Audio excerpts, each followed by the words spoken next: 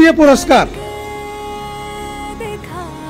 राजाराम बापू पाटील सहकारी साखर कारखाना लिमिटेड युनिट 3 नंबरचं युनिट कारंदवाडी तालुका वाळवा जिल्हा सांगली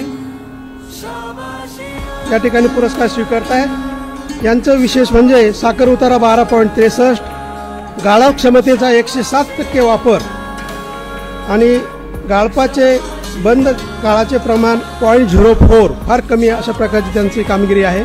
श्री प्रशांत लक्ष्मण पाटील उत्कृष्ट शेती अधिकारी राजाराम बापू पाटील सहकारी साखर कारखाना। सर्वोत्कृष्ट चीफ इंजिनियर श्री संताजी हैबतराव चव्हाण राजाराम बापू पाटील सहकारी साखर कारखाना लिमिटेड युनिट 2 वाटेगाव जिल्हा सांगली।